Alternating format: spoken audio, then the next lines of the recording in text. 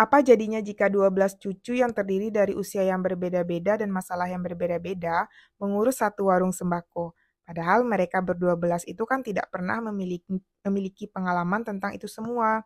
Semua dengan karakter masing-masing dituntut untuk kompak dalam memecahkan masalah yang pasti akan terjadi setiap hari di warung mereka. Oh ya, kenalin aku Nurul. Selamat datang di channel aku di Ruang Review Buku.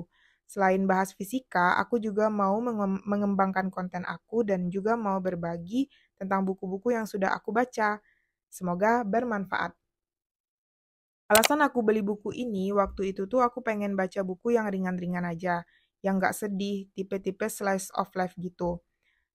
Aku belinya di Shopee, pas aku lihat di covernya itu, aku pikir ceritanya ini bakal mirip dengan Cek Toko Sebelah karya Ernest stand up komedian itu. Ditambah tokoh utamanya itu kan ada 12 anak cowok.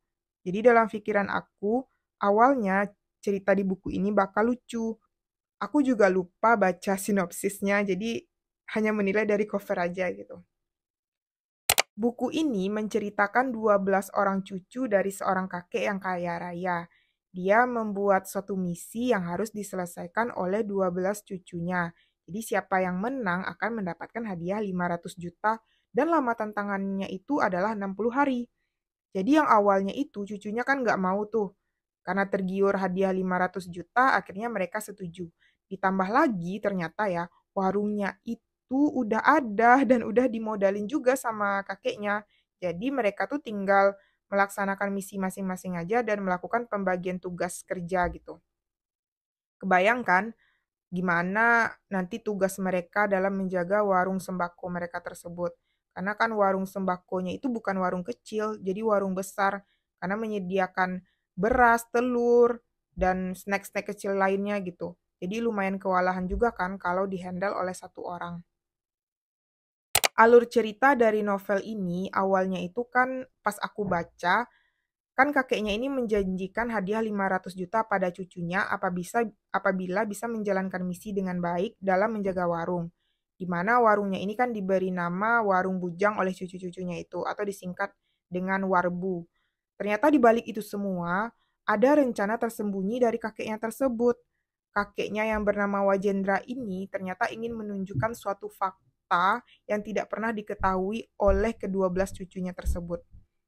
Di samping itu, selama 60 hari perjalanan dalam menjaga warung, para cucu juga mendapatkan pelajaran berharga, belajar cara bangkit dari keterpurukan, belajar cara menghargai sesama, dan bekerja sama satu sama lain dan saling mendukung. Akhirnya yang awalnya ekspektasi aku konfliknya ini hanya bakal seputar 12 cucu aja, ternyata akhirnya itu nggak disangka-sangka gitu loh. Ternyata kakeknya itu problematik juga loh.